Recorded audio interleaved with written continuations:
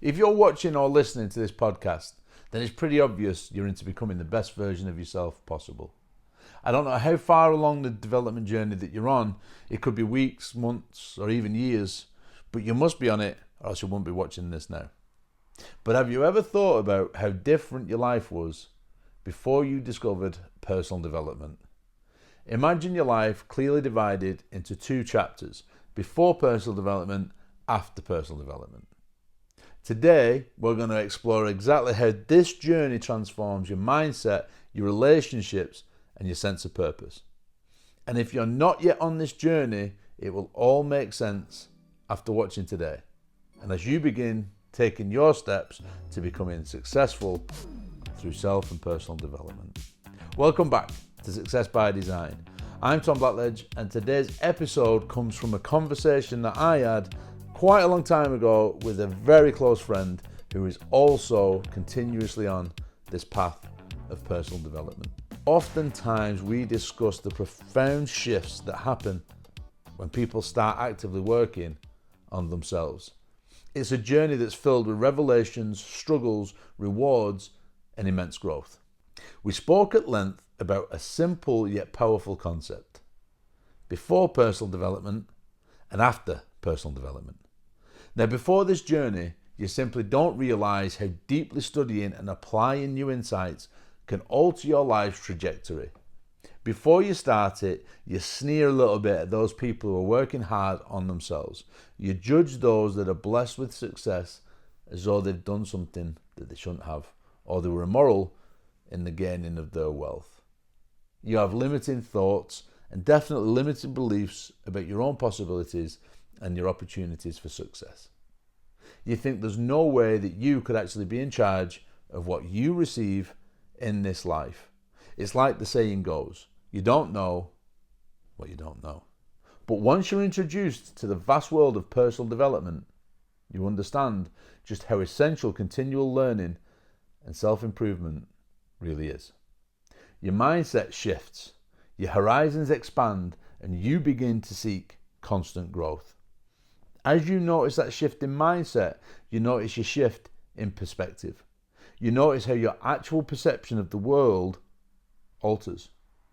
Fortunately, my journey started early, thanks to my passion for reading philosophy alongside my passion for martial arts. Philosophy to me was the original form of personal development, especially the teachings from the philosophers like Socrates, Plato, Aristotle, Confucius, Lao Tzu.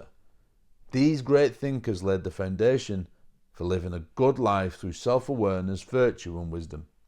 Now, that's not to say that I haven't sometimes wandered down the wrong path.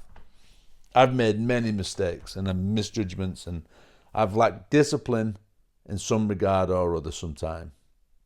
I'm only human, and I understand that I'm likely to stumble many times as I continually aim to be better at everything that I do. Relationships and personal development. One critical insight that I've had is the challenge of sharing this journey. Finding a friend or a partner who embraces personal growth as eagerly as you do is incredibly rewarding, but also surprisingly difficult.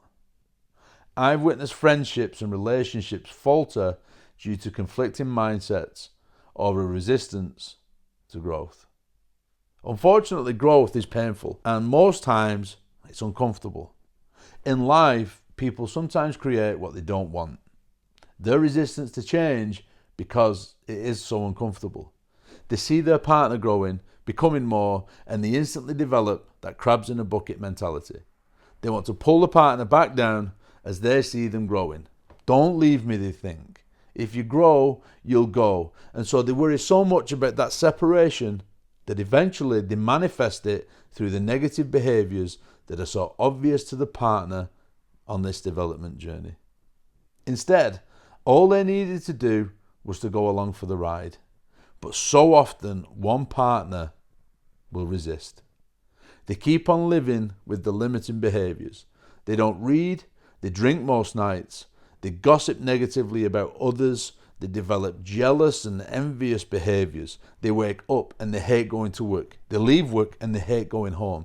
They get home and they sit on the couch watching the next lineup of people on crappy TV talk badly about others, lie, deceive, and live vacuous lives, only to then hate going to bed because they're going to live this continuous depressive cycle again in the morning.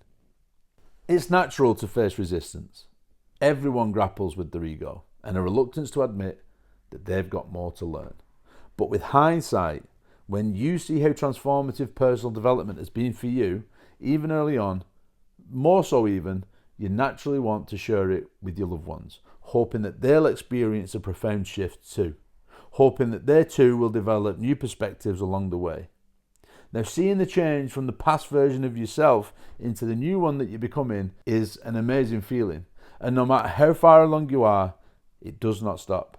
Seneca, one of my favourite Stoic philosophers, beautifully addresses this in his letter to Lucilius. And he says, I am being not only reformed, but transformed. I do not yet, however, assure myself or indulge the hope that there are no elements left in me which need to be changed. And he further emphasizes the joy that we get of involving others and that necessity of sharing knowledge. Nothing will ever please me, no matter how excellent or beneficial, if I must retain the knowledge of it to myself. No good thing is pleasant to possess, without friends to share it. Seneca captures it perfectly. Personal growth isn't just a solo pursuit. It gains greater depth and joy when it's shared with someone equally invested in becoming better. So what can you do today to bridge that gap between your own growth and those around you? Well, if you're investing the time to watch and listen to this podcast regularly, you must already be on your own personal journey of growth. So first, let's start small. Introduce your loved ones to one valuable idea or a habit that you've adopted and be patient and supportive. Understand that everyone moves at their own pace. Remember, your journey might inspire others to embark on their own. Maybe there's a book you liked and it helped to be a catalyst for your change. Maybe you can pass them a copy. Maybe pass them a copy of my book. That would be a good start. So the journey from before personal development to after personal development isn't linear, nor is it easy, and nor does it ever stop. But it's undeniably transformative. And as you continue to grow, don't forget that wisdom of Seneca.